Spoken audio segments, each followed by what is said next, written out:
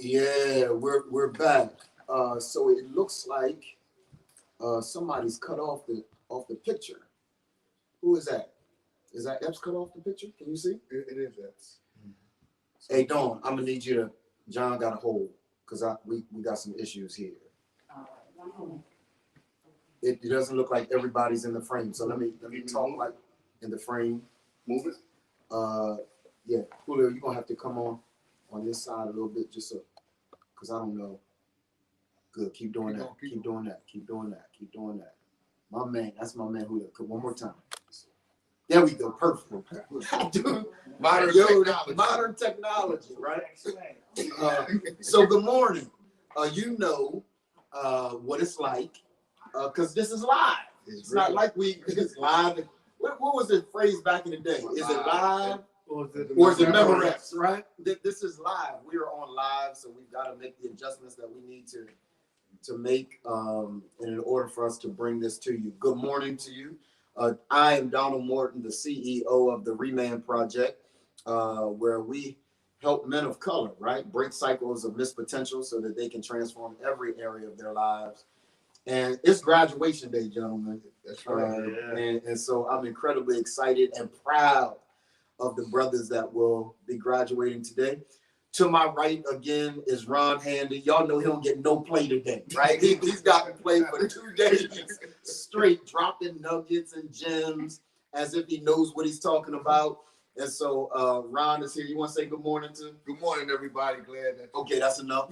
And so now go ahead, man. Glad to be here for this graduation, and this is major. Yeah, this is absolutely. Really major. Everybody has milestones. This is something that you need to cherish. Yeah, absolutely. Cherish it and understand that this is both graduation and commencement, right? That it doesn't end here. In fact, it's the beginning of things. To Ronald's or Ron's right is Tremel Epps. Ronald Dwayne Handy Sr., right? To his right is Tremel Epps. He is a 2019 graduate of the ReManned Project. Want to say good morning, man? Good morning, everyone. Yeah. See, he know what to do. Just say good morning. Be quiet. Ron got a whole dissertation of stuff he wants to talk about. But wait, I'm happy to be here this morning before everyone. This is an awesome day for these fellas. Yeah, absolutely. These last couple of days, have you watched both days? I've watched yesterday and portion of the first day. Yes. This run has been amazing, man. From the start of this, right, to where we are now. Talk about what it means to you to have experienced this from the chair that you're sitting in. To be able to speak to people from across the country. Right. I mean, just think about, I tell people, we're bigger than that. Yeah. We're bigger than that. Yeah, absolutely. We don't fit into a box. Yeah. So this has truly been great. Got to meet some people that's not even in the living room. Yeah. Some people that's not even in the living room. I'm grateful for everyone that has made this possible. Let's do some sponsor shout outs that made it possible for us to be able to bring this really free of charge to everyone that is participating today. And even before we do that, do me a favor, like this video, share the video, develop watch parties all across your circles of influence, just so that people can be a part of what we're experiencing here this morning. Because check this out. At the beginning of this year, we ain't think about COVID.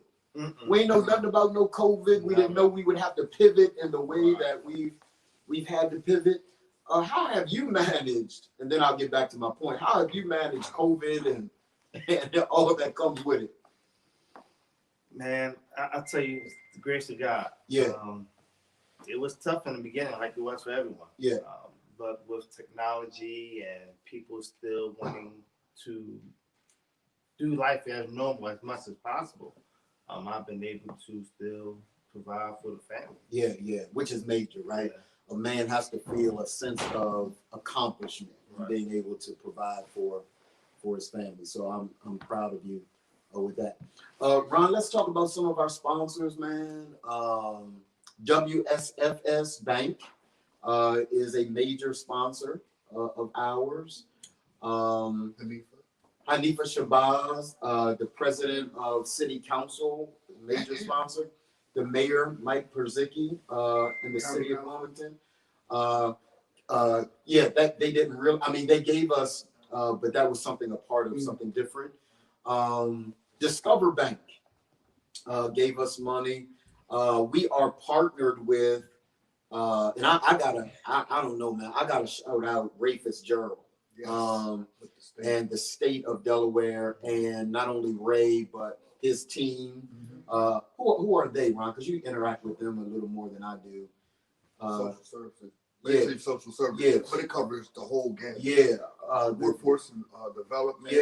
Yeah. They're our partners, and they make it possible for us to do the work that we do. And I'm really appreciative of Ray and his team that have made it possible for the ReManned Project to continue to do this work.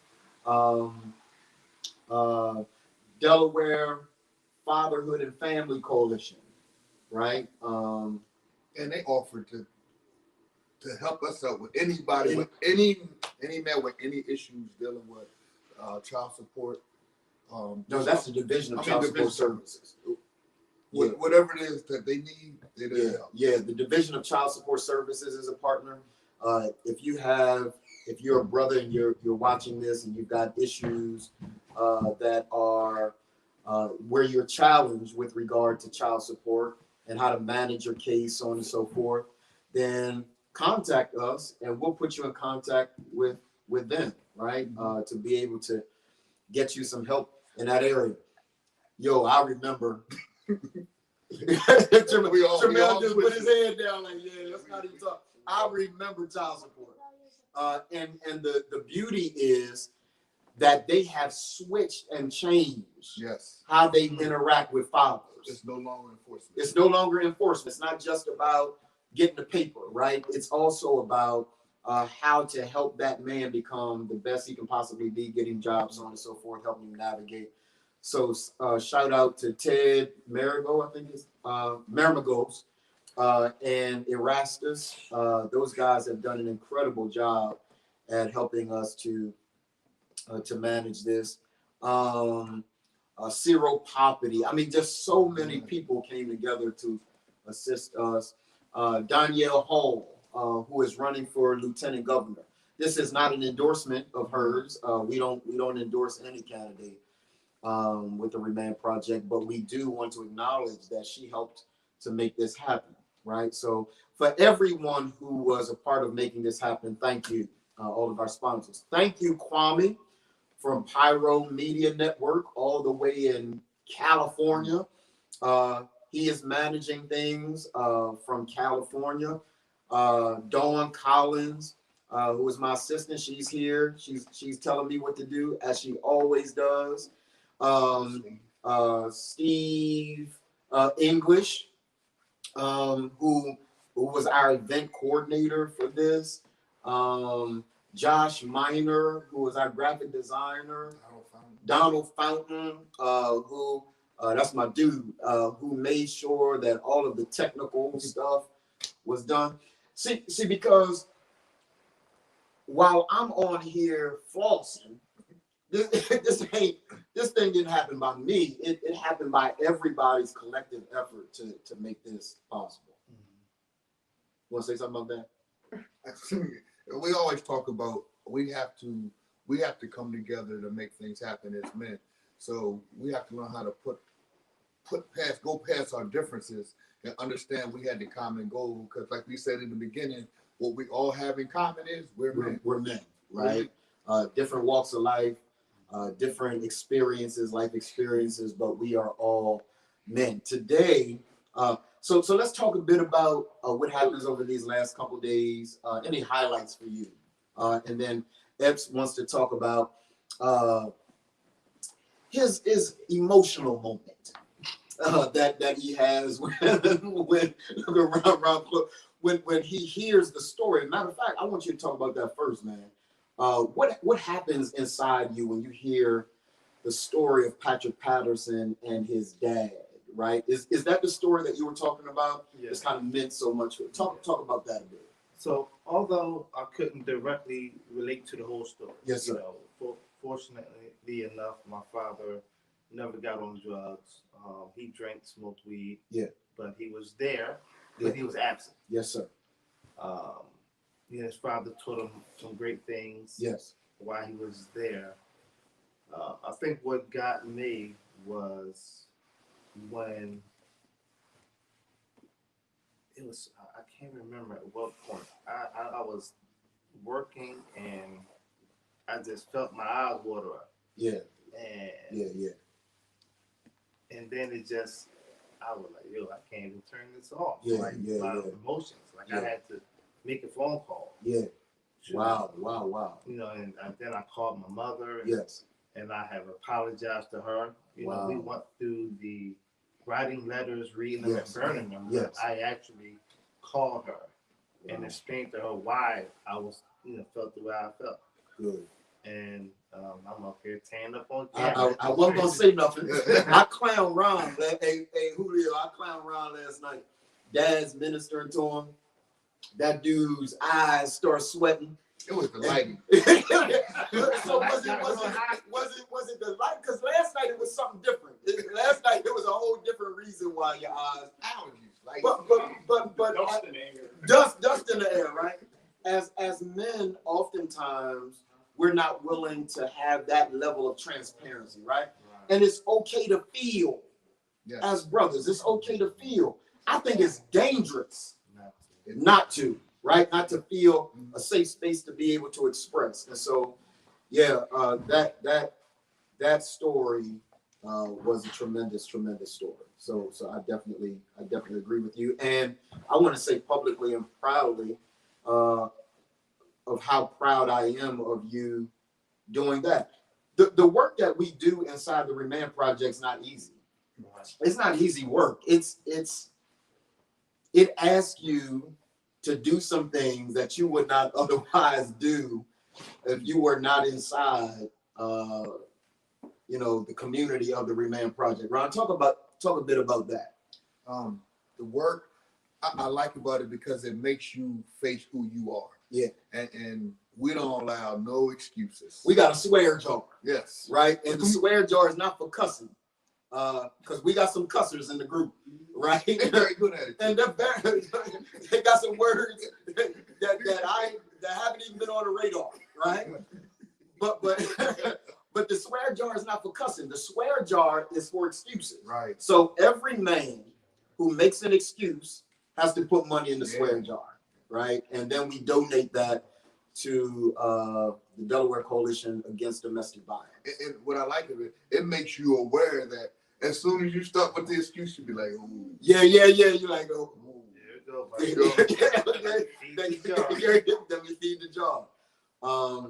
And a part of what we're about is just ensuring that men take responsibility for their actions and for the things that happen in their lives. Before we came live today, I was talking with one of the graduates today of the ReManned Project about where I have blown it in areas, right? Because the beauty about the ReManned Project is ain't none of us exempt.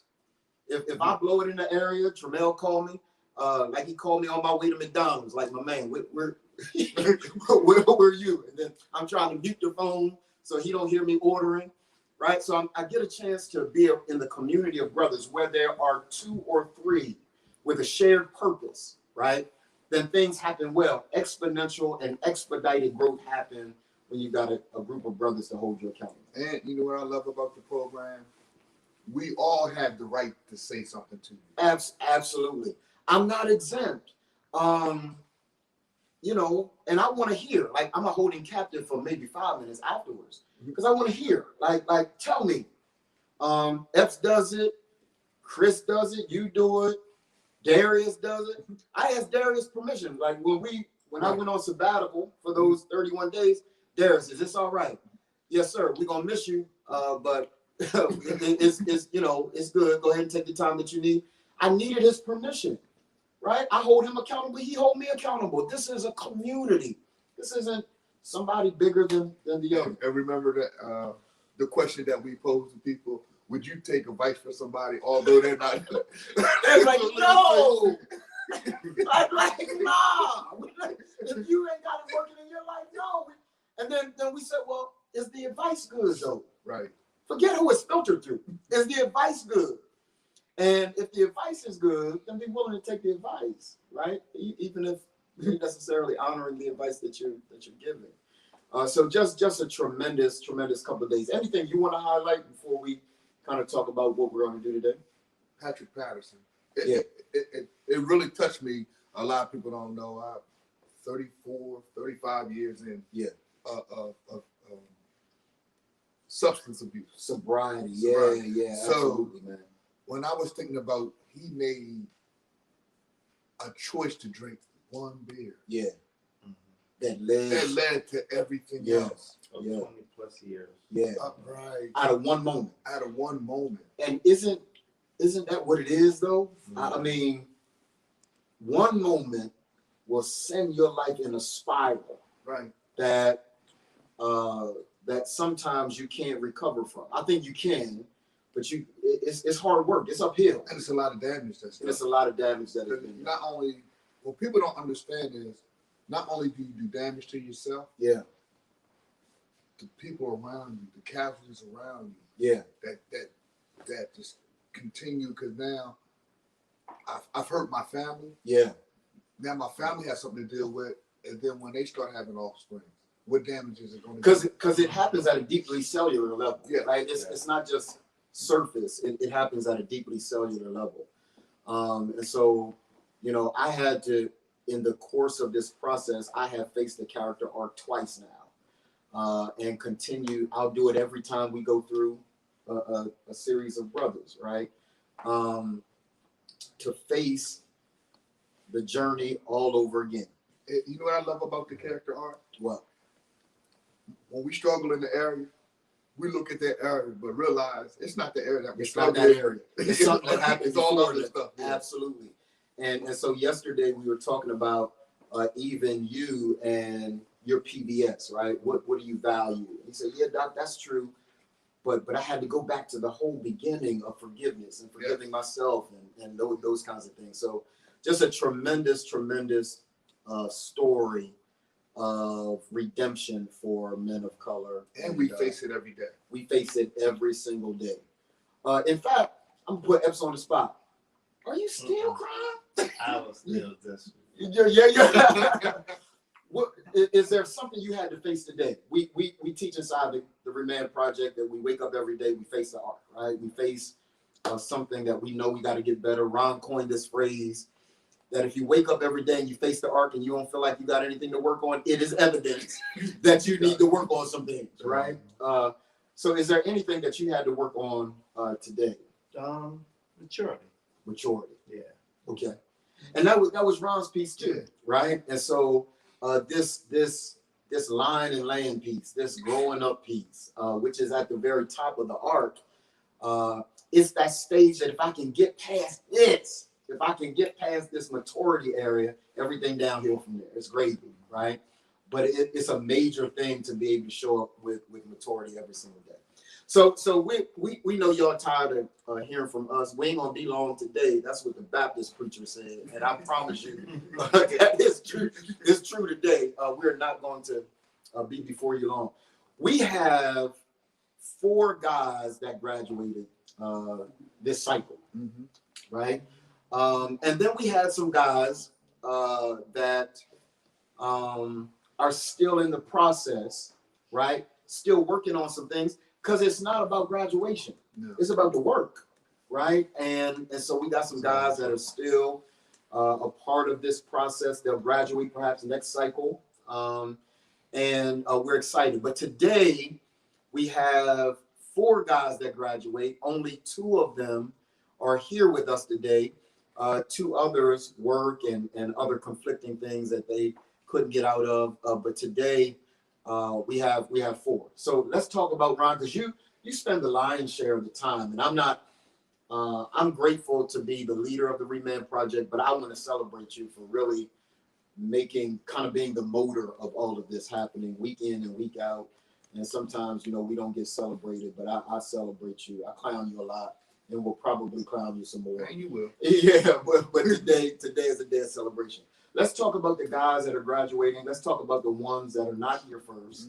Give them a shout out, and then we'll kind of begin to move toward graduation for the guys that are here.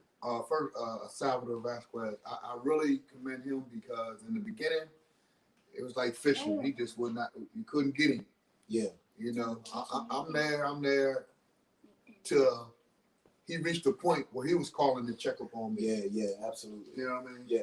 And I like the fact that even when I speak to him, he takes ownership of it. Like, yes. You know what? I'm not even going to. Yeah. I did that. Yeah. You know what I mean? Which is what we teach. Yeah. Right? Good. Perfect. DJ Tim. DJ Tim Dog, Tim Byer. Tim Byer. Right? DJ Tim Dog.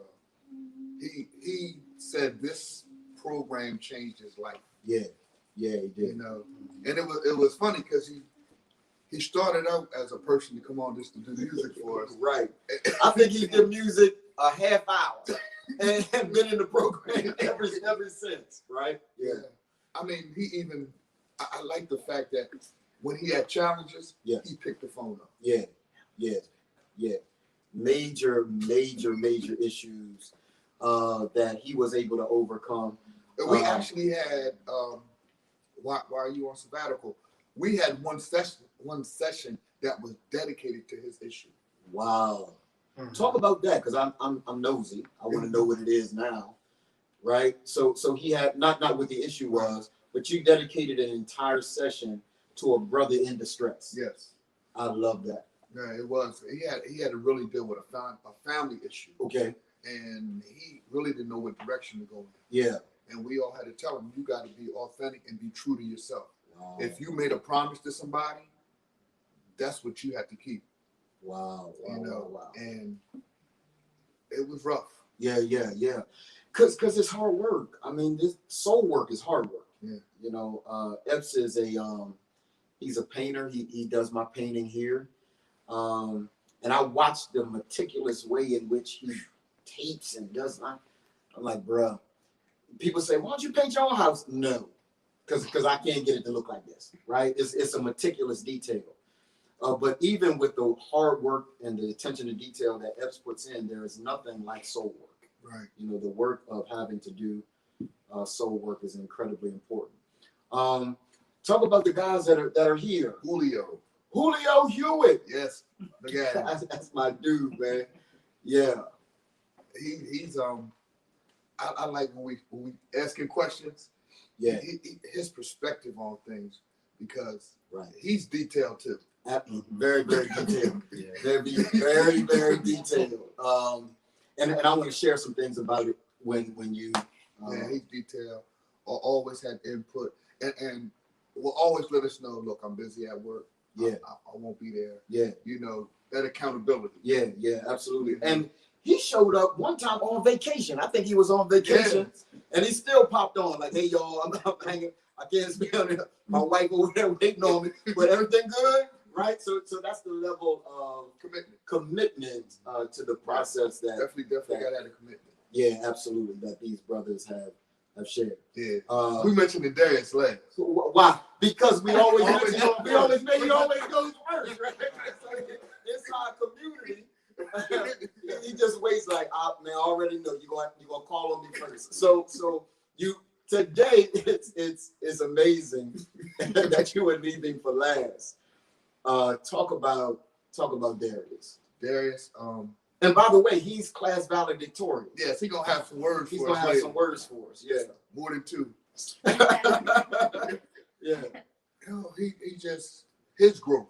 Yeah, absolutely. You know, definitely his growth. We can't say some things. Right. I'm saying it in a nice way to put it, because we on camera. But you know, sometimes you're not sure if something's gonna work for you, so you express yourself in a way that you know. I want y'all to know where I stand, right?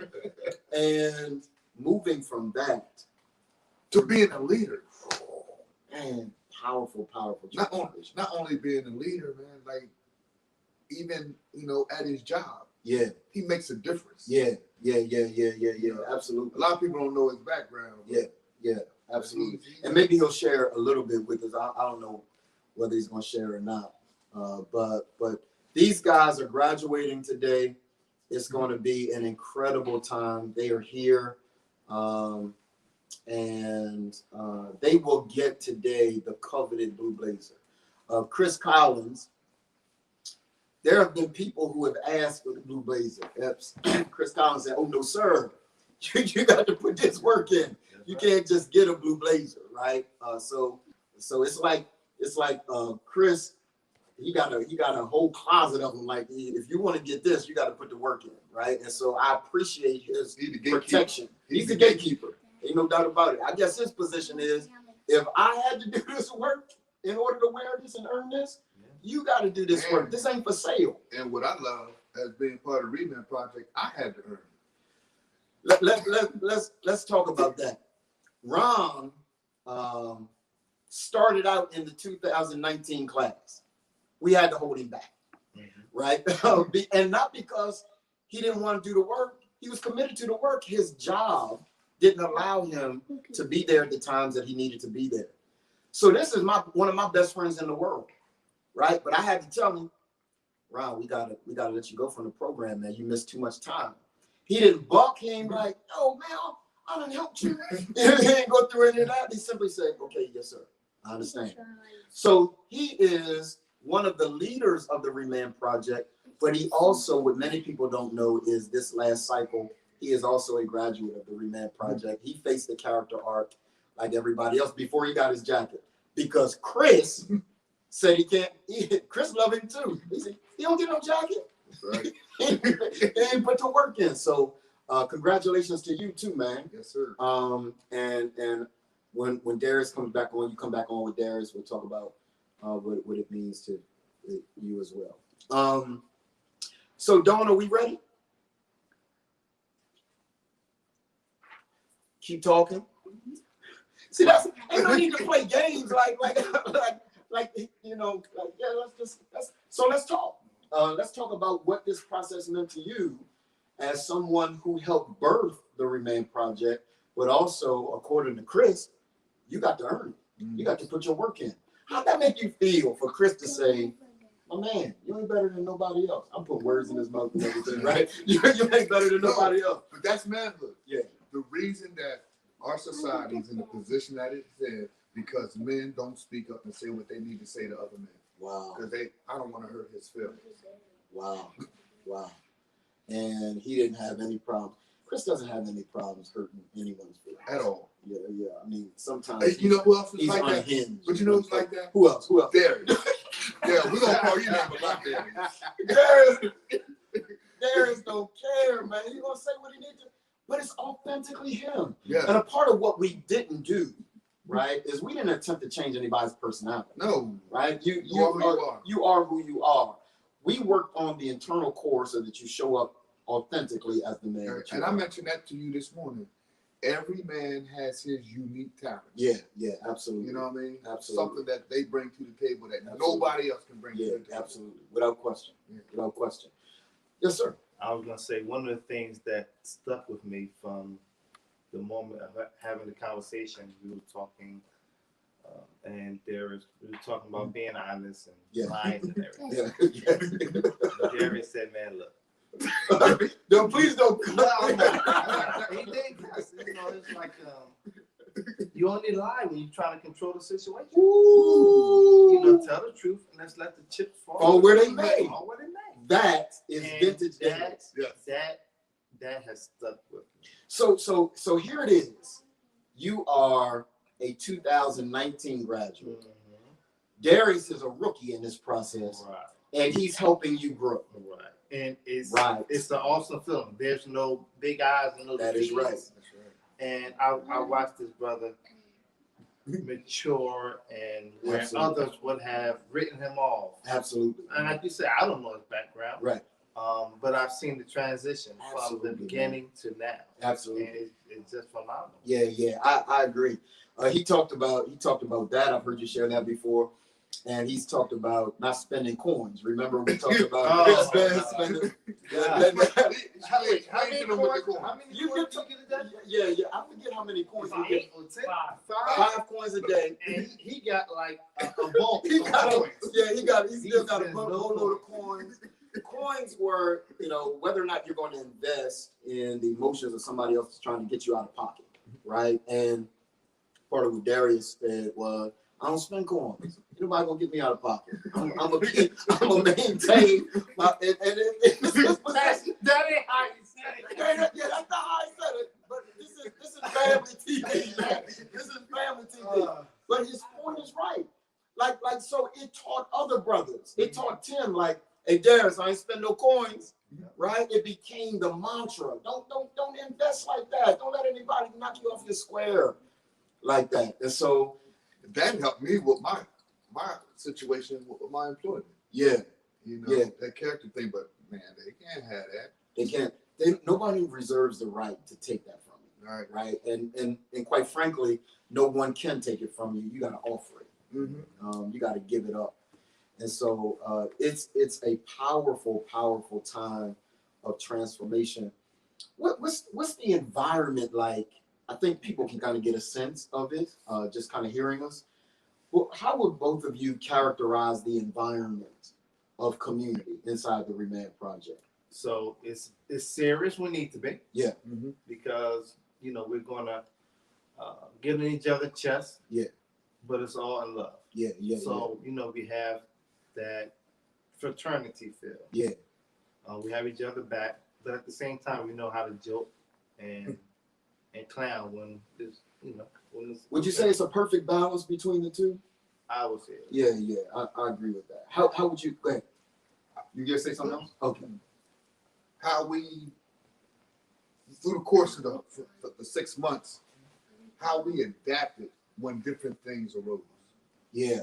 We still kept with our structure. Yeah. Still continued with the curriculum. Yeah. But we dealt with that issue. Yeah. Something that happened. Okay, let's deal with this issue. Yeah. But let's deal with this issue using the character arc. Yeah. Yeah. Absolutely. Let's use the character arc. And I don't know, Ron, you're gonna have to shut me up with this, man. But I want to pay homage to the brothers that started with us and for whatever reason detached, who lost their lives. Yes. And we had two brothers, To individuals. and it Still stings. it still stings. That we lost two brothers to violence, but while it stung, I mean, it hurt. I mean, we cried together, dealt with that particular issue together, and then we also though had to recognize. And Ron, I want you to talk about this a bit. It further validated and affirmed the reasons for which we do this work. Right? When the times are hard and difficult, we still do the work because of what we were experiencing as it relates to the loss of life with a couple of brothers that were inside the program. Right. It hurt, especially one who was within a month of graduation. 1 month of graduation. 1 month to graduate. And I made the statement, as much as he'll be missed, it hurt. But we also got to accept the fact that sometimes we make choices that aren't the best choices for us. That's right. And we have to recognize, although it was unfortunate, Yeah. and none of us wanted to see that happen. Yeah, absolutely. None right. of us wanted to see that happen. Absolutely right. But we also got to accept that that was that individual's choice. Yeah, yeah. And you had to minister to me. John Cook had to minister to me, because I immediately start looking for ways in which we can do things better. Right. When that kind of thing happens, you know, I just kind of look like where could we have done things a little sooner, a little better? Where are the cracks in our program? And sometimes, you know, John Cook said, hey, Doc, it's not the program. It's what Ron said, it's choices, right? And we can provide the information. We know that the system works. We see it in you, Julio, and others, Darius and others. But the loss of life, and Patrick affirmed it yesterday, right? When you make a choice, that choice sets on a cycle, you know, that can be really, really difficult to get out of. And it is, you know, I did a exercise one day. Yeah. And what I did was I took paper, folded it ahead, but I wrote different things down on it. Yeah. Like successful job, Yeah. HIV positive, Yeah. number of kids, no job, like multiple things that can happen in your life. Folded the paper up, put it on the table, and I told people when they came in, just grab one and have a seat. But I didn't tell them what the exercise was. And then as I said, okay, open yours. And you should have seen the look on their face. Like the people who became rich, Yeah. And then the other people, I gotta turn my because we had to deal with that. Yeah. That's real life though. Yeah, absolutely. You know, we have to deal with our choices. Yeah. And can't be upset with outcomes. You can't, because you can choose your behavior, Epps. You can't choose your consequence, right? You simply can't choose the consequence. It's not like I'm gonna do this, and I'm gonna choose this consequence. No, the consequence, you're still trying to control it. What Darius said? Let the chips fall. Did he say it like that? Now he ain't saying like that. Let the chips fall where they may. Dad's got his own dictionary. Yeah, I think so. There are Darius-isms that all of us have benefited from. And let me tell you what the magic of today was. I had never met Darius before today. I mean, I met him online, but never seen him. And we embraced like brothers. Like, hey man, good to see you. And so, you know, it was good to be able to meet him. What we doing? Did she just? Hey man, go check that. I deal with it every day. Come on, Chris, man. You deal with it every Every day. Chris, yo. we gotta take you back. That's why she walking with Lynn. Go ahead. You walk with it. Yo, this is not true. We are against domestic violence. And so one of the things I wanted to share about Julio is the brothers Darius, Chris, Tremel, obviously, we have accountability coaches, right? So when they graduate, they have a responsibility to hold the next guy accountable. This next group that comes through, they'll hold accountable. Okay, thank you. And Julio has also consented to be what we call an excellence coach, right? How to show up in excellence, how to make sure that you live your life in excellence, that you present yourself to a job, an employer, throughout life or what have you in excellence, right? So he has a significant role to play, particularly as we get to that last part of the character arc and being able to talk about language, how you speak, how you present, how you dress. All of those things become really, really important part of this process. So we'll see him graduate, and then he got a job to do, right? To make sure that brothers are strong. And so we're excited. I think that 1 minute is up, right? Yes. So we are going to throw it to the next part of the studio. We're going to Studio C now. That ain't true. I'm lying. We go into a video or something. Thank you for spending time with us. And is that what we're doing? Oh, my man, Charles Madden is getting ready to speak. He is the former director of the Achievement Center. When I talk about doing this work, ain't nobody done it better than Charles Madden. And so I'm grateful that he agreed to share with us during this process today. So Charles, man, thank you for hanging out with us. We're ready to hear what you've got to say to the graduates.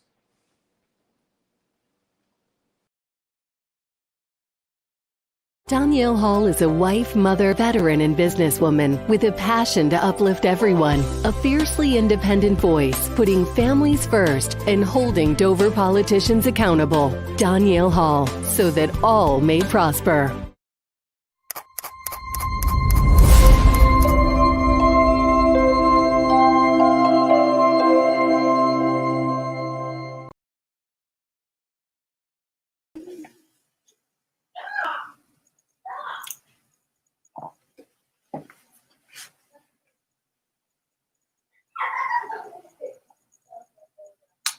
Good morning.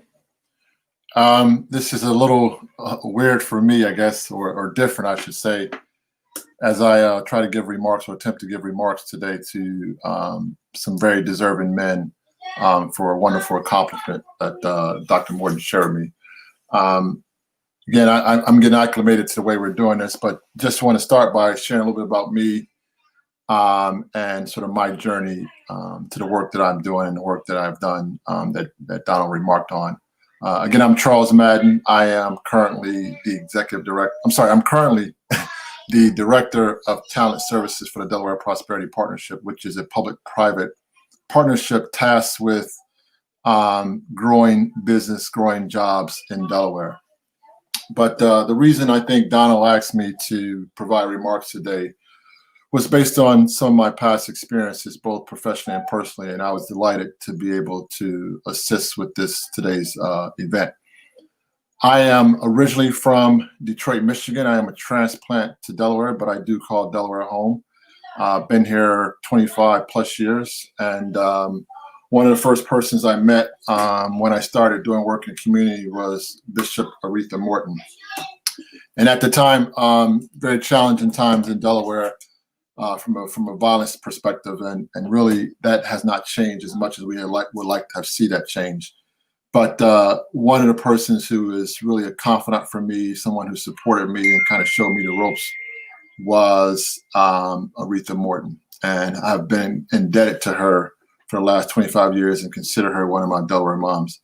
And as a result of her being my Delaware mom, then certainly her son Donald Morton and I have been close over the years. Always remain in close contact and supported each other's work throughout the years.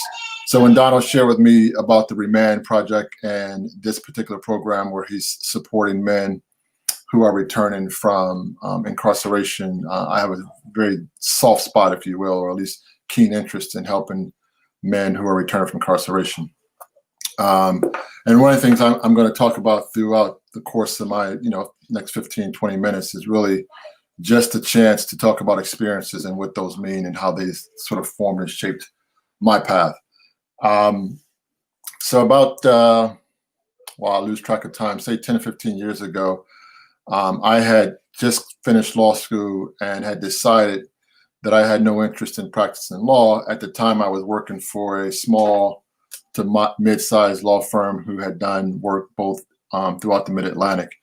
And my last assignment, as I call them, was in Philadelphia. And I was working for one of the managing partners on mostly civil litigation. So essentially what that meant was people were suing our clients for what they felt was a wrongdoing. And a really sort of resounding moment for me in that time was we were asked to defend a company who were responsible for the death of a 17-year-old male. And that 17-year-old male had been at the time in a detention center and had some troubles throughout his time in that detention center. And the bottom line is he had had a rough day, and they were trying to restrain him. And apparently he was a fairly decent sized and strong young man. And it took 5 or 6 of the staff to sort of restrain him. And in the process of restraining him, they used techniques that were not appropriate or not legal, and ultimately suffocated this young man, and he passed away. And so I found myself conflicted in that I was asked to sort of defend a company or defend an organization who had done something to men that I feel much more closer to. And so I felt like I was involved in helping sort of the big man and not really the small guy, if you will, or the community that I came from, and that's still near and dear to my heart. So at that point, I decided I no longer wanted to do that. I decided no longer that I wanted to practice law, at least at that time. And shortly thereafter, I was asked if I would be interested in this new project called the Wilmington Hope Commission. Initially, I really didn't know what it was and wasn't really sure if it was something for me, but talked to a few friends and decided I would give it a shot.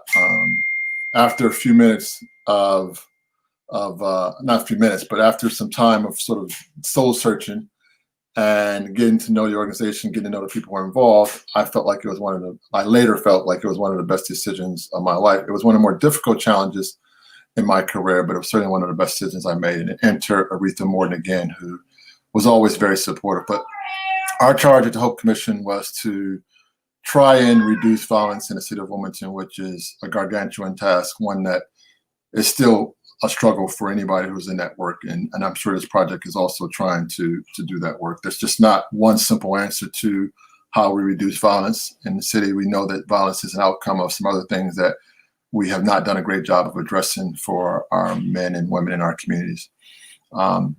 Through that project, we did a couple different, what I call signature moves. One was to do some work in Southbridge, which we're very proud of. That helped sort of sustain that community for a few years. But we wanted to do some work across the entire city, so we created the Wilmington Achievement Center. And in there, we really focused on men who returned from incarceration. And I won't go into depth about that project other than to say that we built a new facility that's still located on Vanderveer Avenue. We created a culture in that building that was unlike any sort of program that men who were being supported post-incarceration had ever been involved with. And we had some amazingly great results in that we were able to help stabilize men. We were able to get men to return to responsible positions within their families. And most importantly, we kept men from returning not only to prison, but also to get them out of what I call the more challenging position when you're have done some time, and that is to sort of remove yourself from the system that is parole and probation. Many of us know that work in parole and probation can be a lifetime for our men and women, and oftentimes they can never get off, and that cycle just is a very vicious cycle. So most proud of our ability to get men out of the system. Donald has asked me on a couple of different occasions how we were successful and what did we do.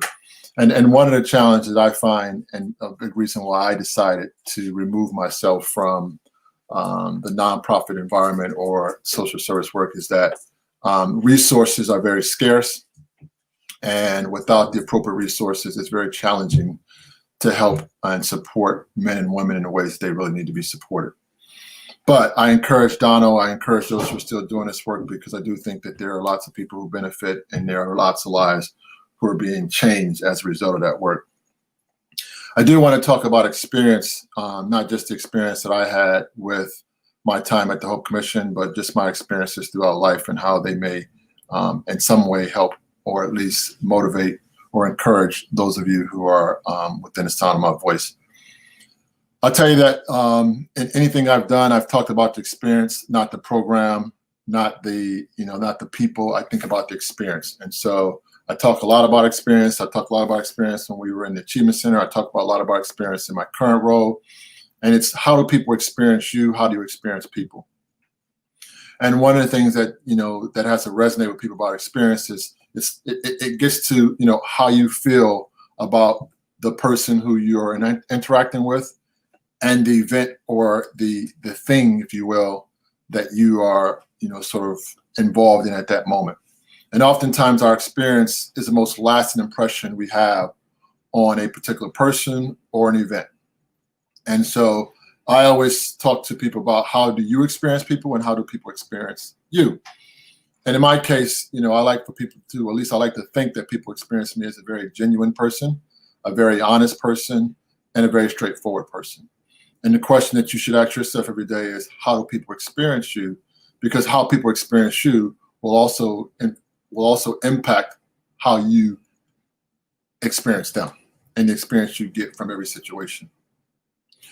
And so I think about some of the men and women who've been involved in my life, who have, I think, been critical to my success and the lessons that I've learned throughout my time. And a lot of those people are people that aren't necessarily names or positions that you might think, or one might think would have that kind of effect. And the first person, which is really the sort of foundational person in my life, and where I think that Dr. Morton has tried to get many of his participants or his people to experience or be experienced by is my dad. And so I talk about my dad quite a bit. He passed away in 2007, so it's been some time since he was here with me. But I talk about that experience that I've had with him and experience that I've had with him, and how it has informed or really motivated the work that I do. And Donna will tell you, and anybody who knows will tell you, that the proudest accomplishment and the proudest thing I do every day is to be a father. And I take my role as a father very seriously. I understand that I have to be very humble as being a father. I've learned a lot about myself. I've learned a lot about people, and I've learned the importance of not me being a father just to my kids, but fathers to my communities, and how that shows up and how other people experience our communities based on how men show up as fathers. Dono has seen me at work, and he knows how serious I take my role as a father. And so a big part of what I want to talk about today is sort of fatherhood as a potential solution to some of the challenges that seem to be, impossible to handle in this day and time. I have two young kids. I'm a single father of those two young kids, Grafton and Giselle. They are 6, soon to be 7 and 8. They teach me new things every day. They help me understand why the work that I do every day is important, and the blessings that we have as a family, as many people in our community do not have that relationship, or at least a healthy relationship with the male figure. And so the work that you guys are doing, the work that you could potentially do, or the work that is set before you, is to show up in our communities and to be fathers, and not necessarily just fathers to people who are your biological kids, but for those young men and women who may not have a father in their lives. And so I challenge you as one of the next moves or the current moves of your life is to make sure you show up in our communities as a positive father figure where possible. And it reminds me of something that I've heard quite a bit from my circle of friends and that is, I stand on the shoulders of a lot of great men, but for those great men, I'm unable to do the things or accomplish the things that I do and hold in true connection and value without those great men. And so I implore each of you to think about the role that you play in the lives of your biological kids and the roles that you play in the lives of the kids and young men that you encounter in your day-to-day interactions.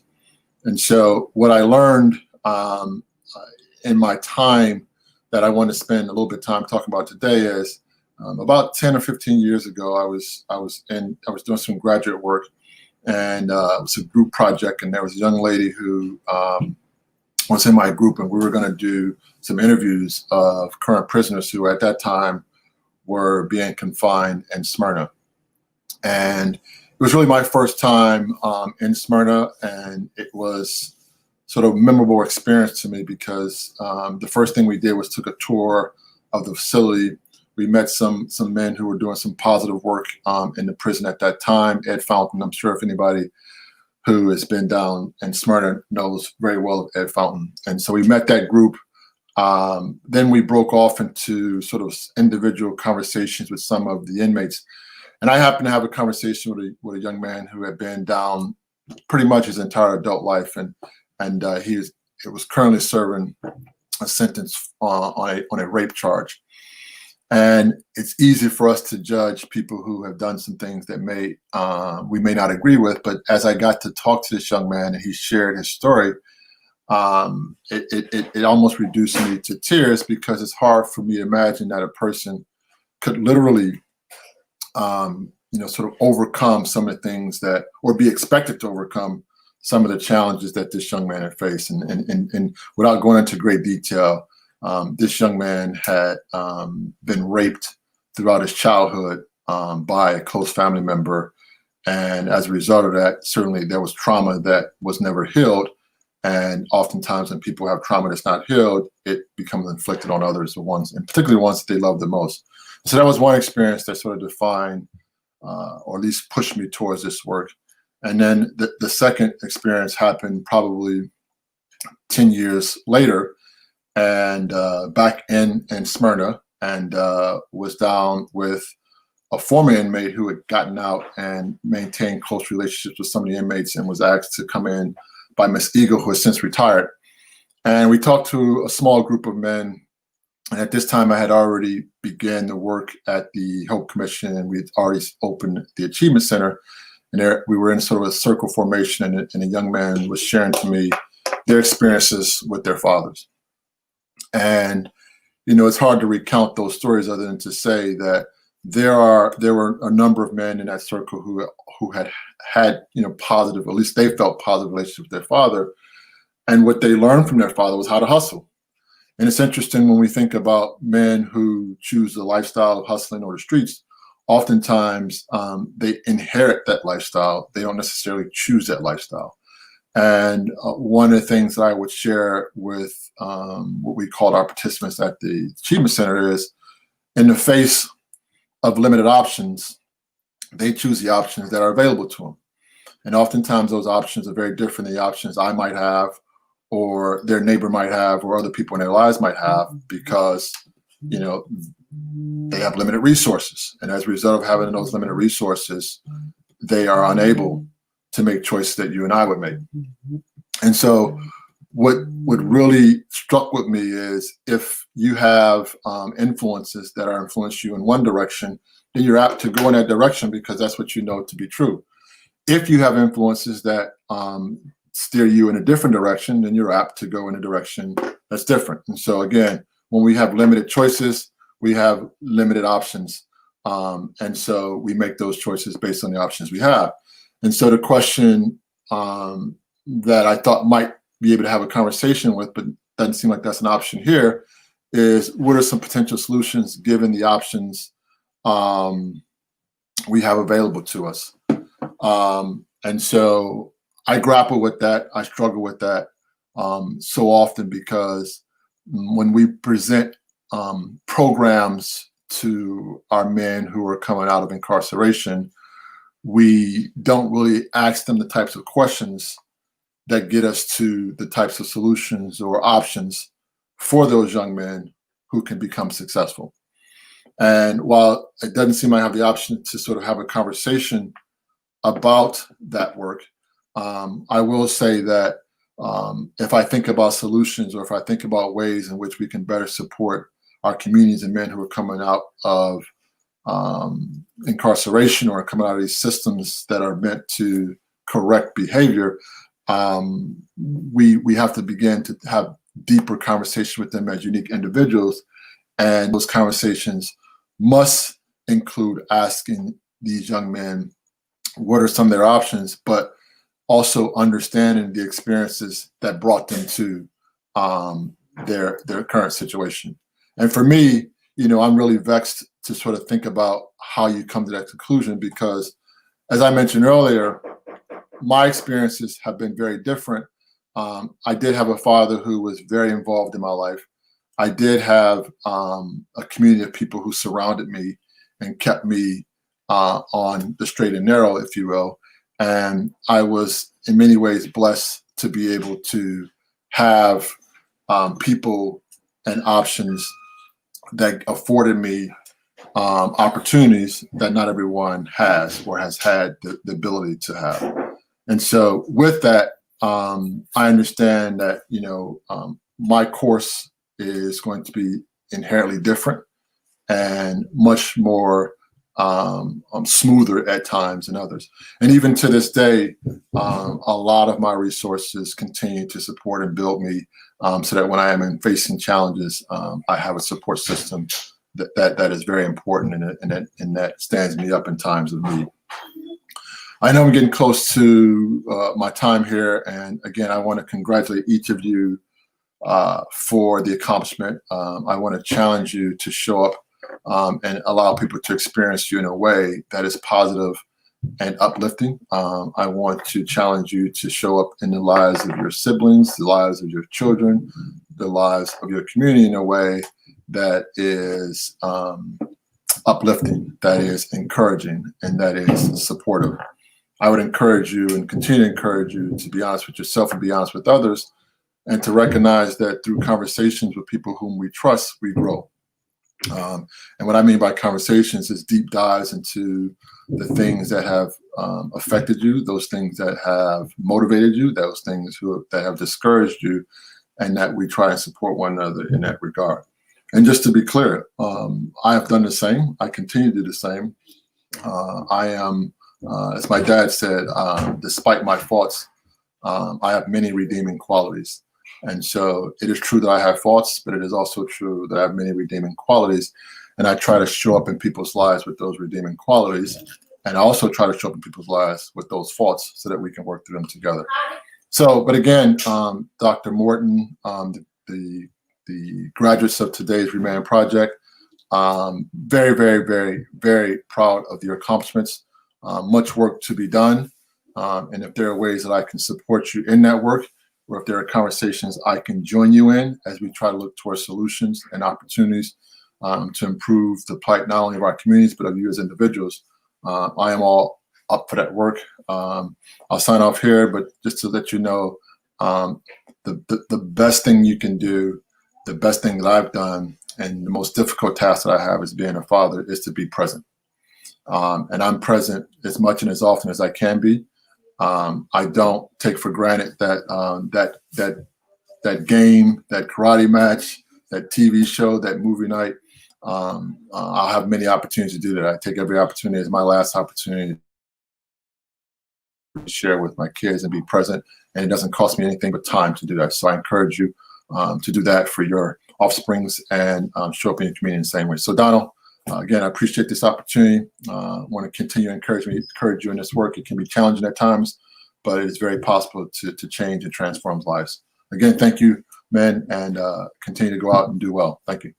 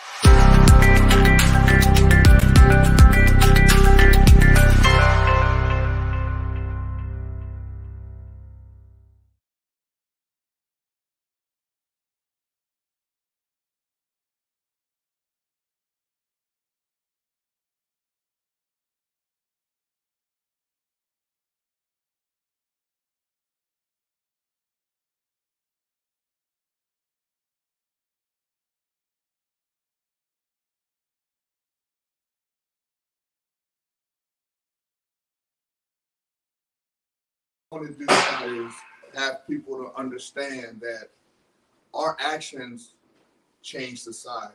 Our thoughts change society. And here with the ReManned Project, what we're here to do is every man has his unique area of expertise, his unique gift. All we're here to do is to provide the tools so this person can now enhance those gifts. We know that we say in the ReManned Project, we're changing culture one man at a time. Just speaking back on some of my history, I met my father when I was in my 40s, but the man who raised me taught me a lot about manhood. I appreciate everything that he did for me. He instilled a lot in me. And to the day, I still laugh at sometimes I have those moments where he dropped nuggets into my life. And I really appreciate that. And the reason that I brought that up is we never know who's looking at us as men. We know that we out there providing an example, positive or negative, we are providing an example in society. So we need to be conscious of what we say. We need to be conscious of what we do, how we affect other people. We are at the point now, it's critical that we step up in manhood. It's critical that we're able to speak to one another. And it's not as adversaries. If I see that you're doing something that is not in the best interest of you, your family, or society, then it is my responsibility to step up and say something to you. And it's our responsibility as men to be receptive of information that's given to us.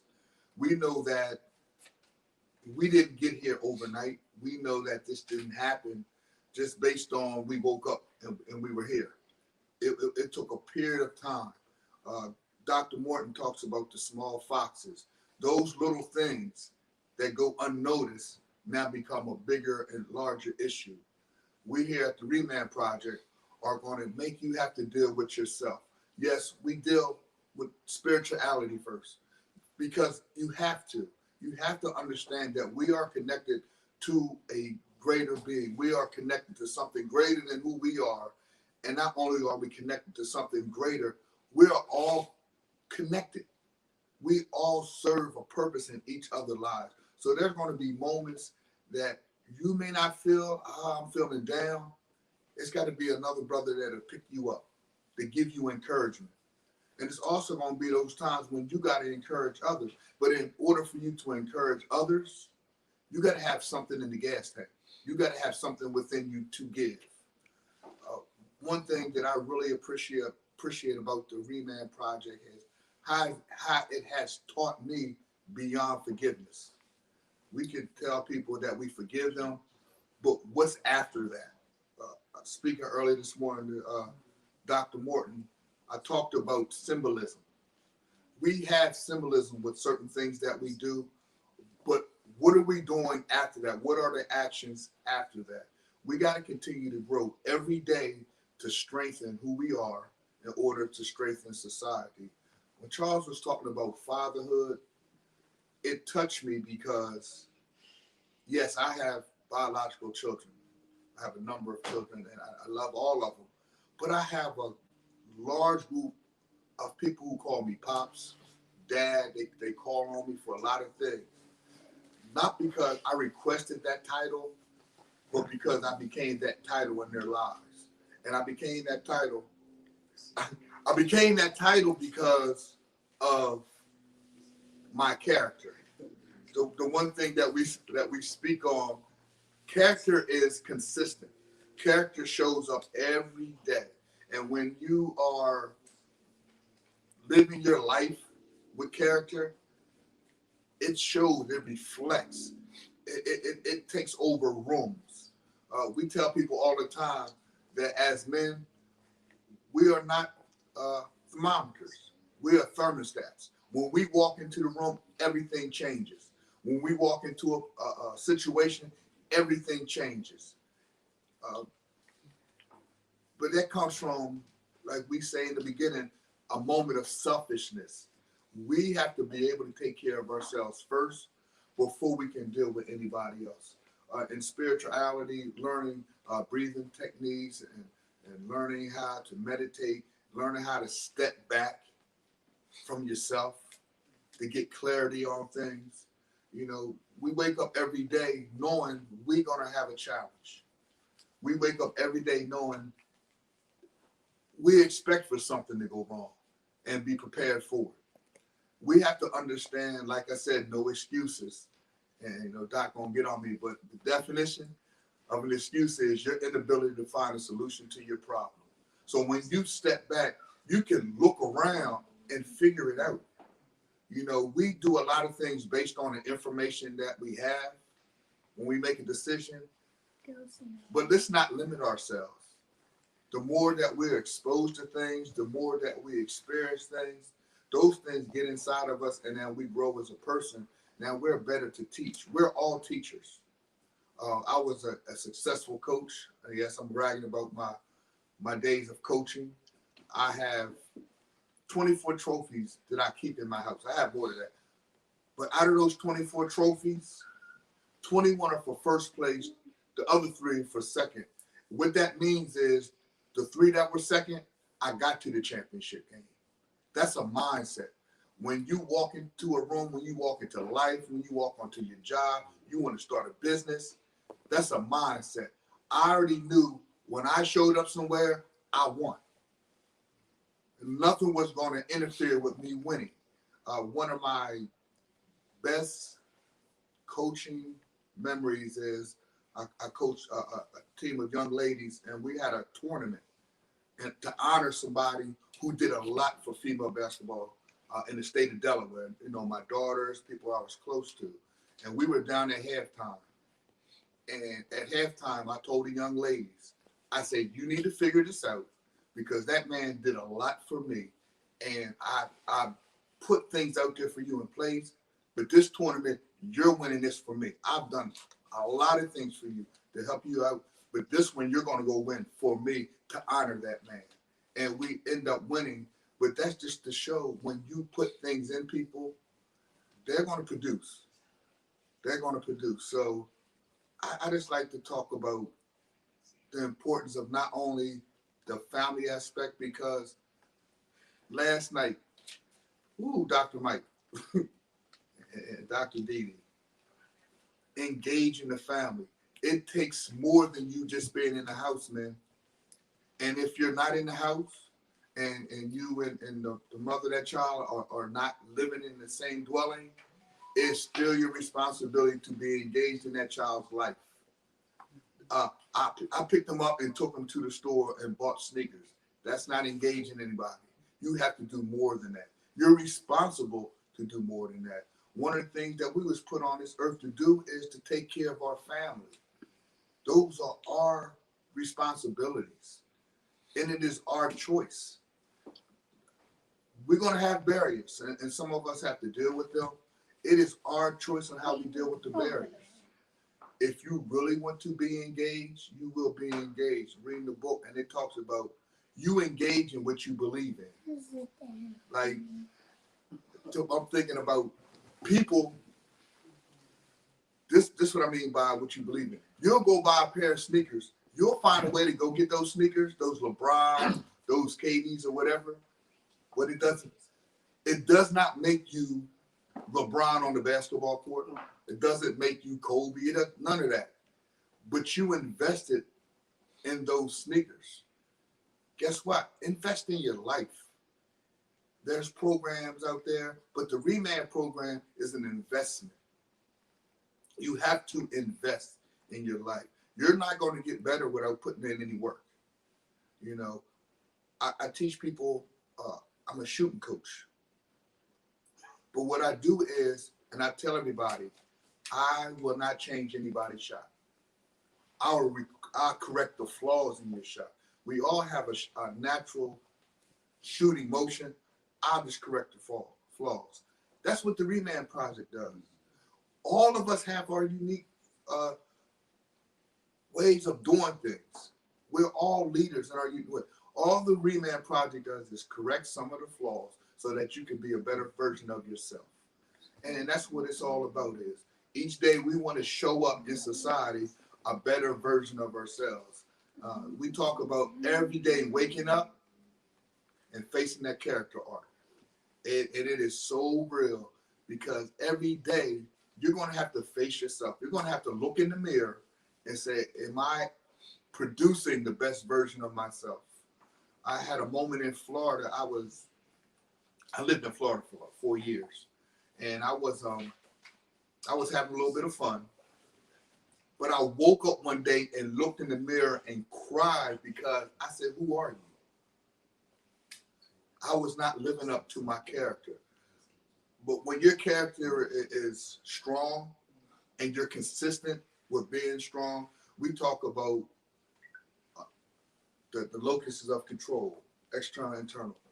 A lot of times we will blame our life situations on everybody else. But ultimately, it's your choice that you make. When we talk about the power of attraction, when you do positive things are going to come to you. We're not going to talk about negative. When you live in a good life, good things are going to come to you. Yes, there are going to be speed bumps and things that you're going to have to deal with. It is true. But ultimately, when your character is right, when you're living strong and you're doing everything that you're supposed to do, these things come to you. It's just the law of nature. We're about to bring up a young man, John Cook, who is this guy's energy, his passion. I'm telling you, it's unmatched. He has a heart for helping out people. We enjoy the work that we do together. He's a big supporter of the ReManned project. He not only he reminds everybody he's from New York. He's gonna let you know, and those from New York, you know, he's not gonna tell you about the 52s, but people know what the 52s are. He's gonna let you know. But he's here in Delaware putting in the work. Why? Because that's what men do. No matter where we go, no matter where we show up, we're in control of things. So I would like to welcome John Cook. He's going to give us some words of encouragement. And we're going to come back, have a few more words, and then these guys are going to get their jackets.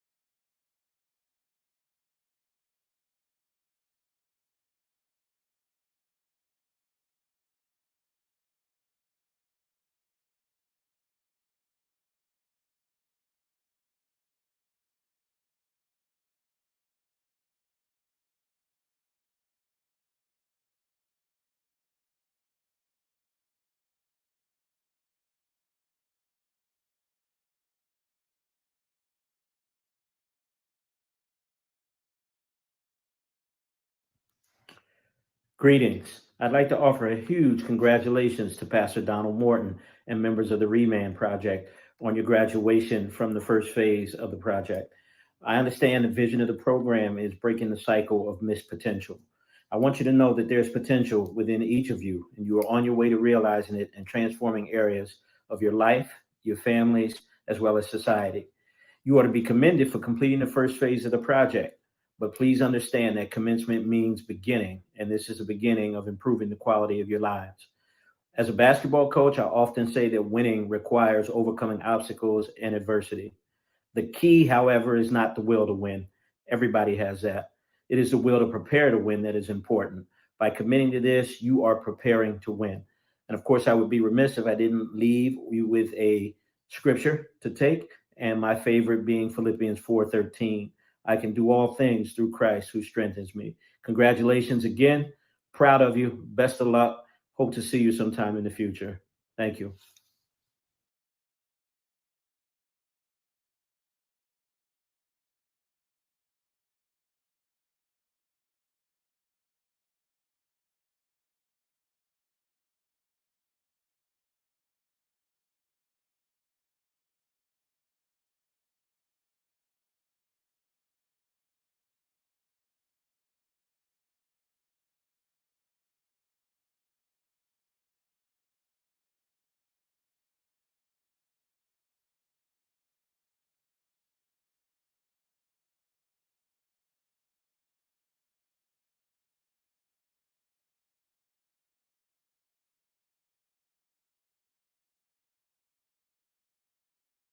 The ReManned Project is that we need to develop our men. We're in a national crisis where men are concerned, and particularly men of color.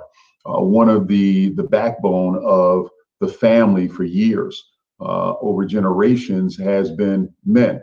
Men are the ones that are leading the families. Men are the ones that are leading the charges in society and helping to correct community ills. But what we have taking place right now is men not being in their proper place, and we're falling asleep. We've fallen asleep at the wheel, is what's taking place, and we're not being the fathers that we need to be to our children. We're not being the husbands that we need to be to our wives, and we're not being the community leaders that we need to be. And it's all about the way that we think, or the way that we've come to think as men, not having the proper examples, not being given the proper information. And there's something that has to be done. Well, where the ReManned Project is concerned is looking to shift the thinking and to shift the mindset that has been created based on society giving a definition of what a man should be, or maybe those that are credible others to men giving a definition of what a man should be. And the ReManned Project is looking to give an accurate definition of what a man is, so that they can fulfill the purpose that a man is supposed to fulfill. One of our mentors always says, the power to define is the power to fulfill. So if you can't define what a man is accurately, then you're not going to accurately be able to perform the duties of what a man should perform. From a woman's standpoint, what do you think the ReManned Project would be in relation to what we're experiencing in society where our men are concerned? Well, I see such a lack from our children.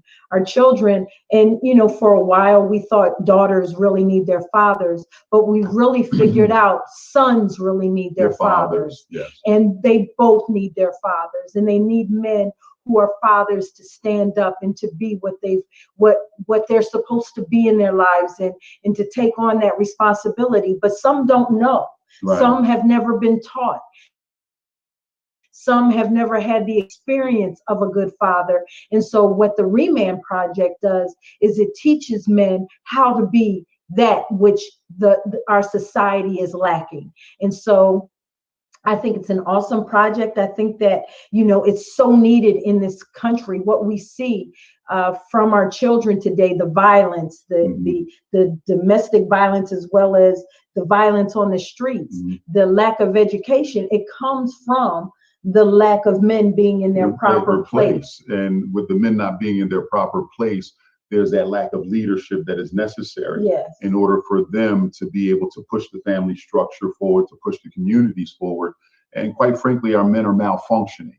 So the ReManned Project is looking to develop men so that we can correct the things, so that they can correct the things in their lives by giving them what they never had, but then also shifting mindsets that may have been created by those that they have connected themselves with who didn't have the ability to give them an accurate depiction or definition of what a man is. So we're excited about what they're doing at the ReManned Project. And it's something that's near and dear to my heart as a pastor, because God has given me a heart for men and young men, because I understand the importance of the male, not only in the household and as a husband and as a father, but also as a figure for all to take a look at and look up to in our communities, and to follow and understand that because men are in their rightful place, that people can have the confidence that in following our men, that they're going to take us to where we need to be. The strength of every nation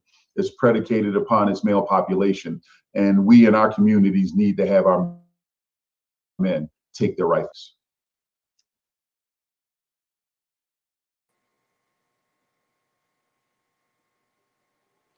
Congratulations, Kings. Yeah, y'all did that. And first and foremost, I want to pay my respect for those along the way that did not make this journey. And y'all know exactly who I'm talking about. And right now, it's tough out in these streets, but y'all was able to survive. Y'all was able to thrive, and y'all doing very well. Shout out to y'all for doing that. But I'm going to tell you something. The suffering of yesterday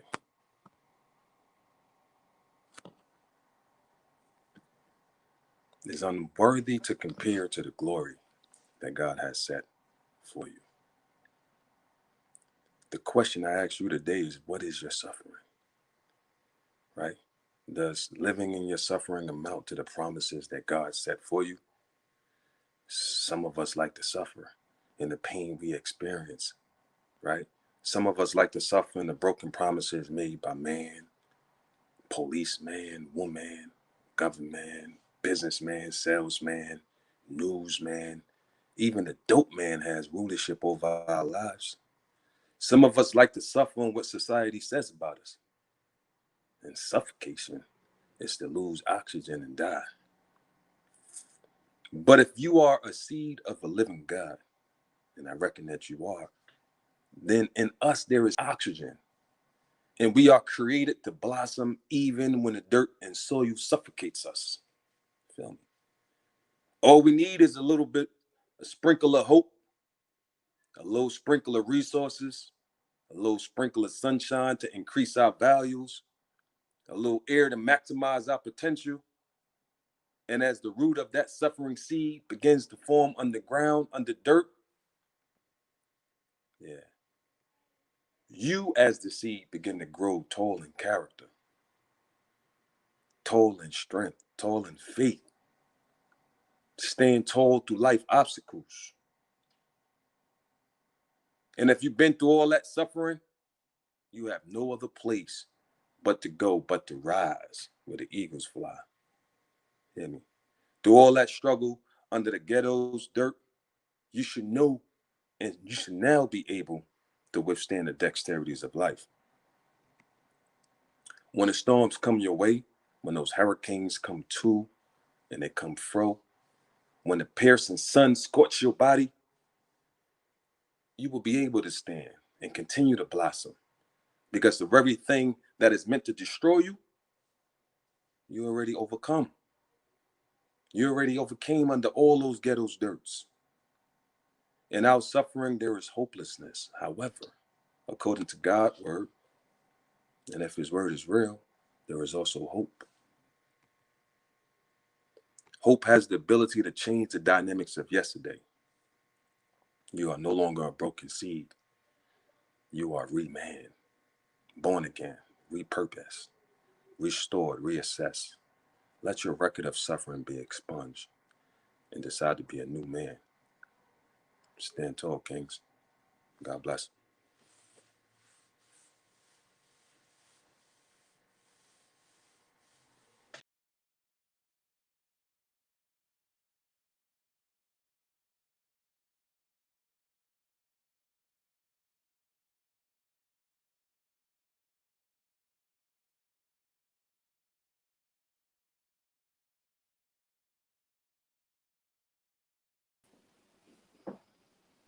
Thank you, Stan.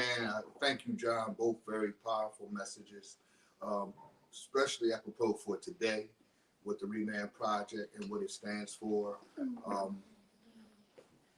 Ready to introduce Darius because he is, believe it or not, is man, Doc called him the face because we seen his growth, we seen everything. He's gonna have some words for us.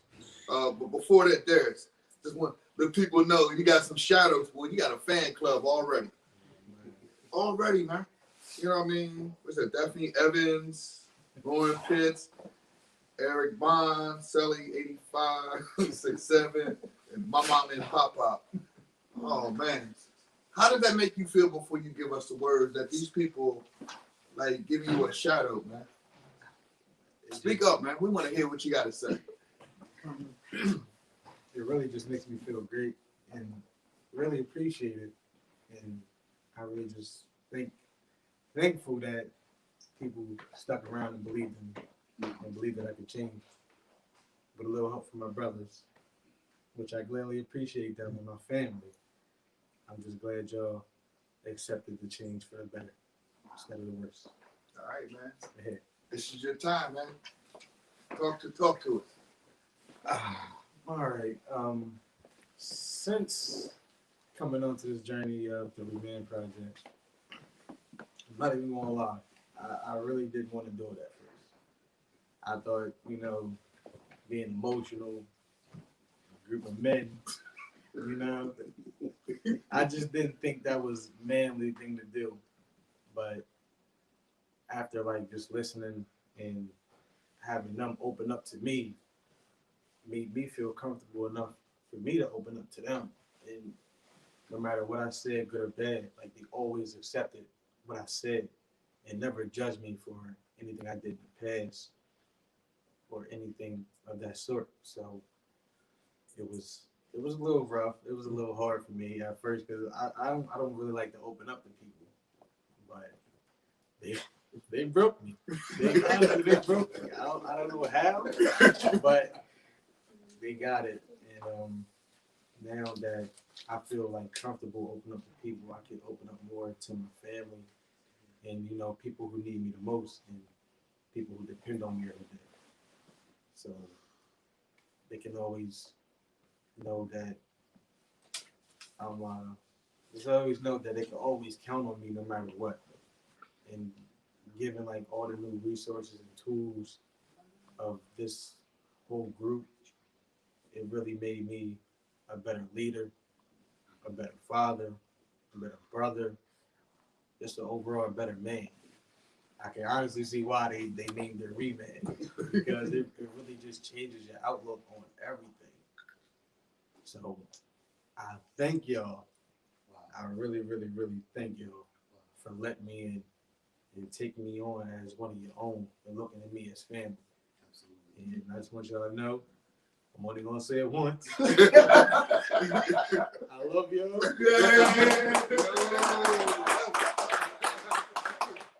Yo, that's major. Julio, I know, probably wasn't prepared, but this is what we're gonna do, man. You gotta follow up that, sir. Sure. So I've known about the ReManned Project for a little over a year now, and was certainly interested in how it was put together, how things were defined. And this year, Doc Morton reached out to me to participate. And so I did, without any reluctance. I was just interested to see how the project has evolved over time. One of the key aspects, I think, of it, as a man, we all have ideas on what a man should be.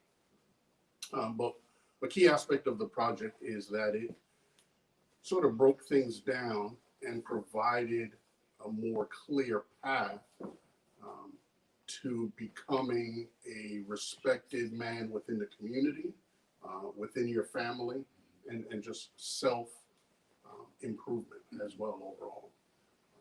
So I enjoyed the process. I learned a lot from the character arc. You know, my wife, you know, has seen some improvement. I'm sure she would like to see a lot more. But, you know, every journey starts with the first step. And so that's what we've done. This isn't the end of it. There's more for us to do, not only within ourselves, but within our community and within our family.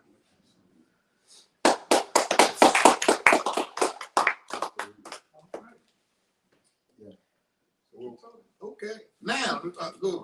Man, I'm enjoying this. So, Darius, you're working. Yes. How has the ReManned project helped you when you're dealing with some of the clients that come in? Oh, man, where I work at over at Northeast State Social Service Center, it's a lot of rough people, and they say the most outrageous things and just come off as immediately disrespectful most of the time. But I use the tools that they gave me, and I don't talk to no one disrespectfully at all, no matter if they disrespected me. Normally I would have just went off and been like, man, you ain't gonna talk to me like that. But that's not how I gotta represent myself anymore. I can't, you know, that's not cool for me to do that to anyone, no matter how disrespectful they get. All I can do is try to easily calm them down and explain to them, you know, certain things and certain benefits or whatever it is that you want is going to take a little time to get. You just got to be patient. I always tell them that patience is always the key. And I was always a very impatient person. But just like practicing every day from the beginning of this group and this project, like it really just embedded in me. So now, like, since I started there, like I have no issues of taking the heat for everybody. Like I take all the heat. Like they would cuss me out. Well, come on, I'm ready for it. I'm gonna just have to calmly, politely tell you, like, this is the process. This is what we go through every day. This is how we gonna have to handle it. Now, if you keep, you know, going above and beyond, then we gonna have to remove you. And you know, that's just how the process goes. And I'm just glad that I got, you know, enough of that information to not react based off how they're acting off, based on how they're acting towards me. So I'd rather let them get what they say, because I know they just getting it off their chest. So I'd rather let them, you know, get their anger and emotions off their chest, and, you know, politely reassure them that we are going to work hard towards getting what needs to be done for you, but in return, please be respectful and just be patient. Yeah, and everything will work out on its own. You can't try to force nothing to happen for you. It's never going to work like that. You just gotta allow it to come to you. Wow. So what about you, Julio? I know you deal with different levels of people. How has the ReManned project helped you in dealing with those people? I think the patience, the meditation part of the project. Because dealing with someone who is overly emotional, someone who's trying to get results fast without going through the process, is difficult to deal with at times. And so, you know, that's where the ReManned project has helped. Understanding someone else's point of view, you know, being empathetic to their situation and knowing how to sort of redirect them is where I've leveraged the ReManned project. Great. So I'm gonna pose this to both of y'all. We're gonna start with you. Yeah, we're going back to that. Okay. What is your message to the incoming class? My message is that you got to be mentally prepared to do this, because they're going to be the first one to tell you they're not going to do this in 3 months or a month or anything. Whatever you're thinking, you got to be ready to go all in, and no excuses. They're not taking none of that. So just be prepared to, you know, to show your actual self. No judgment. Just be prepared to work hard and just be just be mentally able to open up your mind to new things. And just never be afraid to try anything new. Julio? I'd agree with Darius. I'd say that one, you have to come in with a mindset of commitment. I think, you know, we were doing it through Zoom, so you really need to isolate yourself in an environment where you can focus on the information, on the interaction, on your participation. And even if you don't think something will be productive, you know, go through the process. By going through the process, being open about it, I think you'll learn and you'll see the value that it brings. Great.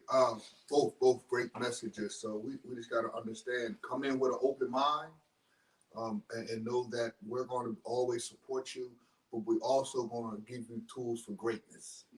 Take a break. So we'll be taking a break, and then we're going to come back With the Don. with the Donnie or B. Jackson.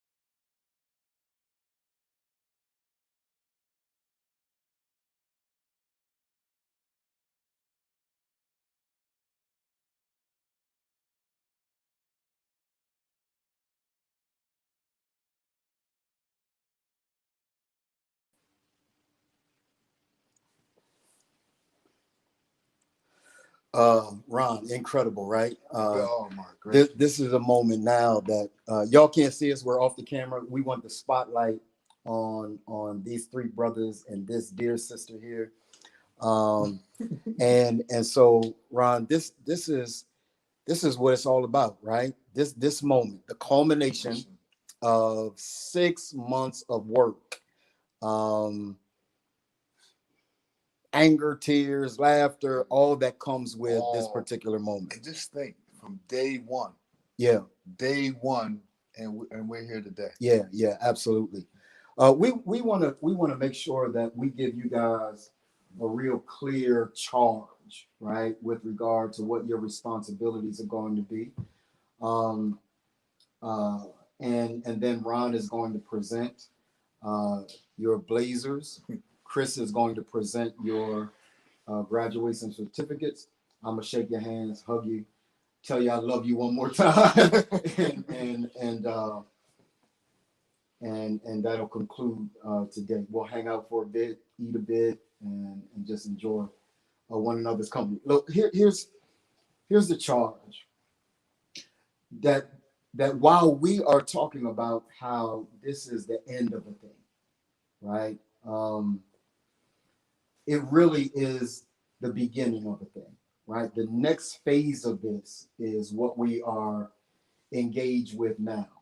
But I want to celebrate you for all the work that you put in, the vacations that were interrupted, the times where you've agreed to check one another, embrace one another, encourage one another, exhort, edify, and coach one another, right? Because the responsibility that we have now is to ensure that this next group of guys that comes through has the benefit of all that you've learned in this process. Because while we gave you a season of selfishness, right? We gave you a 6-month reprieve on responsibilities. And I'm sure Valentine is like, yeah, welcome back to reality, right? Now is the time where we take this next journey, and you said it so wonderfully, man, when you said, now it's time to deal with the family, right? Charles Madden said, now it's time to deal with the family. Who are we as husbands? Who are we as fathers? Who are we as uncles? Who are we as sons, right? To the generation that we're responsible for as well. And so I want to charge you in this moment to be the man that you have learned to be, that you've embraced the responsibility in being. Because these children here have to have you. They got to have you show up at your best every single day. There's no days off, right? You have a responsibility to make sure that you are there for them, that you are there for your lady, because that's what responsible men do, right? And Julio, you got a responsibility not just to be there for your wife as you have, be there for your children as you have, be a representative of what manhood looks like on your job and in overall society. But we charge you to be a representative of what excellence looks like for every brother that comes thereafter. Because the truth of the matter is our society is struggling in the excellence factor, right? We got a bunch of information, but being able to express that in a way that shows up in excellence every single day is what we are about. And we recognize that being a man is a subconscious reality, right? It's not the fact that we make decisions every day, though we do. The truth is thousands of decisions are made every single day in your subconscious. And what's driving you is not the conscious decisions that you make, it's the subconscious decisions that you make. And so hopefully we've put information in you that helps to guide in the innermost parts of who you are, the decisions that you will make from hereafter. Now it's time. I'm saying to our sister, right? That thank you for allowing him space, right, to really address Darius, because I know that can be easy, right? In allowing him room to really let me figure this out. I'm engaging with these guys. They making me soft. You got to hear all that, right? You got to hear the 8:30 p.m. conversations after the character arc and after community is accomplished. But now it's your responsibility and Julio's responsibility to give back to that, to honor that, right? By treating you like the queen that you are, and Julio treating his wife like the queen that she is. That's a responsibility that we have. And all of us, I think, can testify to the fact that we haven't always done that well, right? We get it right after a while, but we haven't always done that well. So I want to congratulate you and thank you. And then after that process is over, then we got to be leaders in industry, right? We got to be entrepreneurs. We got to change systems, and we got to really challenge the status quo in our society so that we're ending up being the kind of men that we're supposed to be. So I want to charge you to be the personal men you're supposed to be, the family men that you're supposed to be, and then ultimately the men of society and industry that you're supposed to be. And if you accept this challenge from me and from Ron and from Chris and from Epps, just say, I accept the challenge. I accept the challenge. On your, I want you to be able to, once you get this, after you don the blazers, there's something on that I want you to announce to the world, because it really is an accomplishment, right? And you'll see it when we're done. Ron, are you ready, man? Let me see what that is. That something for me to do? I'll let you take care of that one. Steve English wants you to know, congratulations. He says congratulations to you on the hard work that you've put in.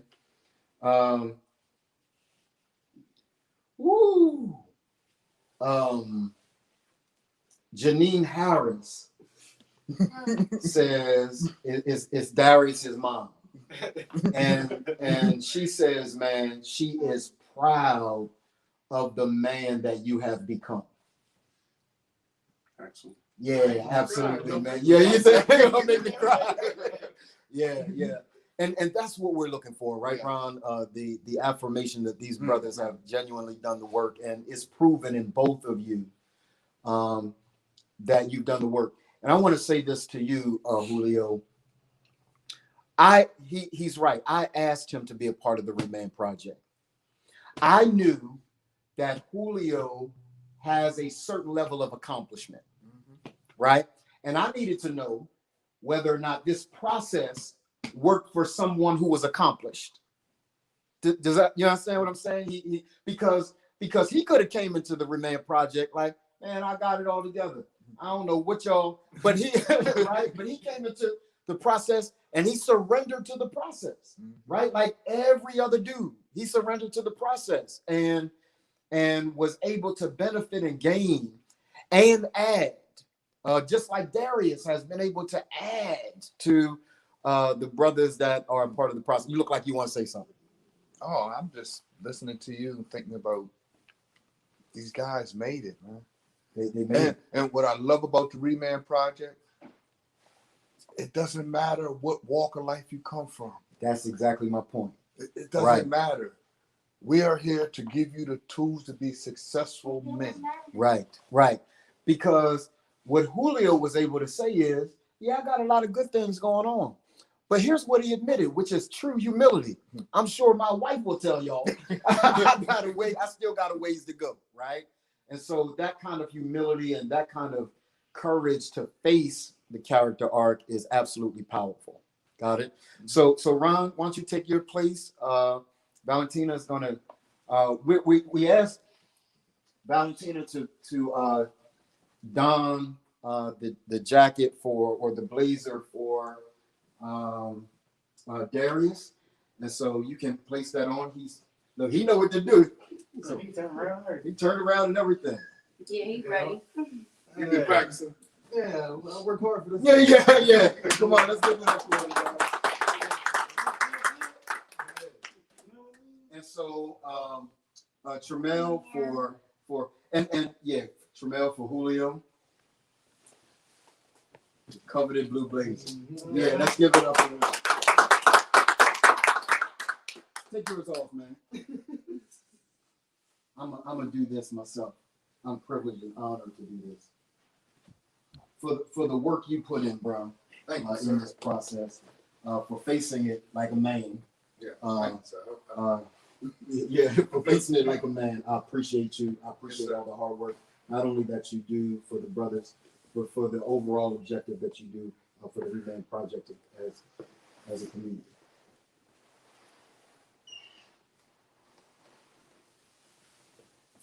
Let's give it up for Ron.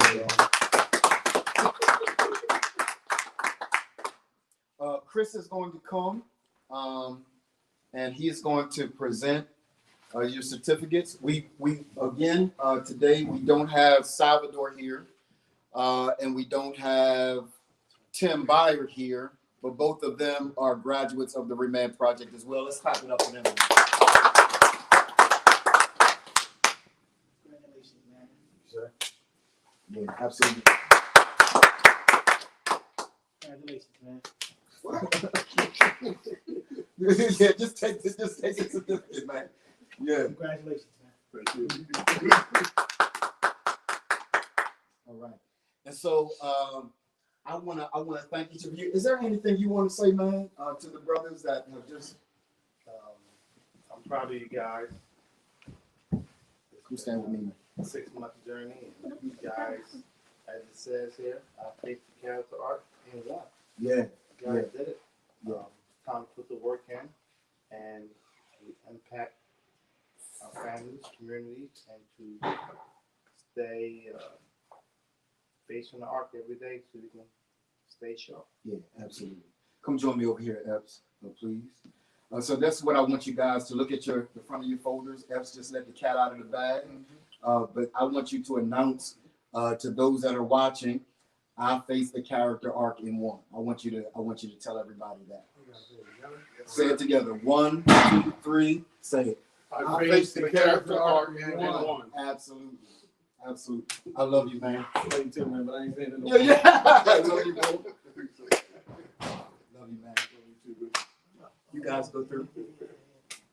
Congratulations once again, man. Love y'all. Love y'all, man. Yes, sir. You guys stay here. I don't know whether you want to say something. If you do, then I'll give you the opportunity to do so. That I'm very proud of you. Wow. Thank you. Just step back because he ready to cry. Yeah. We got it. Yeah. Wow. I love it. Absolutely love it. Yes. Listen. For every son, for every dad, right? For every uncle, for every brother, for every cousin, there's room for you. And we got to be honest, right, Ron? Right, Julio, right there. We ain't just after you. We know that when a man gets together, the family gets together. And when the family gets together, the overall society gets together. So if you want to be a part of the ReManned project, I want you to email info@remanned.org. Talk with my assistant, Dawn. She'll set you up for an application. Because here's the deal. This is not for everybody. Darius said it. He said, you got to be committed to this. You got to have the right mindset for this. Julio said the same thing, right? So we'll put you through an application process, an interview process. We want you to win. But in order to win, there's a certain mindset that you just absolutely have to have. And so we want to invite you to apply to be a part of the ReManned project. For those of you that are moms and sisters, aunties, me, my moms, right? You got young men that you know need to make adjustments. And Ron said it, it's not just we ain't trying to change him, just the flaws in his shot. Boy, that was so good. Now I feel like preaching. I ain't preaching a lot. So it's the flaws in his shot. It's the little tweaks that we've got to make. He still comes out being him, but the highest and best version of himself. He faces the character arc and he wins. So if you've got a young man in your life that he's 25 years old and older, now if he's younger than that, he can apply, but there are some prerequisites that have to be met in order for him to apply. But we want him to be a part of this process. Why? Because we are after an entire culture. We're after a whole world. That if we can create men of character and integrity, then our world ends up being much better. So that's number one. Number two, those of you that are watching, do me a favor, consider partnering with the ReManned Project. It is your faithful support that allows us to continue to do this work. We've got great partners that help to fund this work that we're doing, but we can expand this work to the degree and to the extent that you're able to support us by sending a donation of $25, $50, $100 a month. And it helps to support the work. We've got graduates of this process that still give to this process. Epson's payment came through today, right? Because he believes in the work and he believes in these men that get a chance to be helped. So we want you to partner with the ReManned Project, no matter where you are across the country. Consider partnering with us so that we can continue to not only do this work, but to expand this work. And then finally, let me say this. There is a chapter that is needed in your area. I don't care what area you're in. We have chapters in Los Angeles, California, Minnesota, Texas. And we're grateful for those chapters. But you know what my goal is? To have a chapter in every state in the union. Because I believe exactly what Dr. Mike says, that the strength of every nation is determined by the male population. So if we can strengthen brothers in every area, I promise you our world changes. And so we need your help to both partner, to establish chapters in your area so that we can grow this movement by leaps and bounds and be the kind of men and society that we ultimately need to be. I want to thank you for spending time with us today.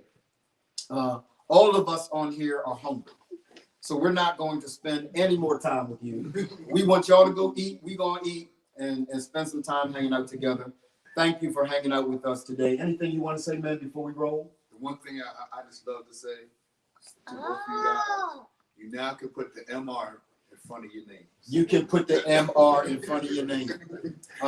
You can now be officially Mr. Hewitt, Mr. Harris, because there's a certain amount of respect, responsibility, accountability, and character that comes with that. And so we're proud of you guys for doing the work. Hey, y'all, thank y'all for hanging out with us. Listen, I was so happy to see this event come, and I'm even happier to see it go. I'm ready to get back to a normal set of life and time. And I love you guys so much. Thank you for hanging out with us.